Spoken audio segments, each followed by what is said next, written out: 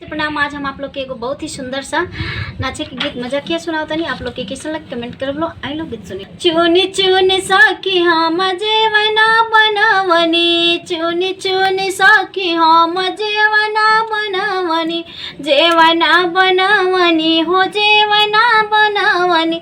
अरे जेवना न जेवे बोला मरासिया, सवतीनिया से बतिया करेला पपिया, सवतीनिया से बतिया करेला पपिया।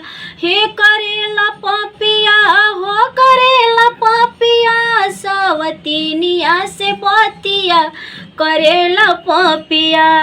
गंगा जमुनवा से पनिया मंगवनी, गंगा जमुनवा से पनिया मंगवनी, पनिया न पिए बोला मरसिया, सवतीनिया से बतिया करेला पपिया।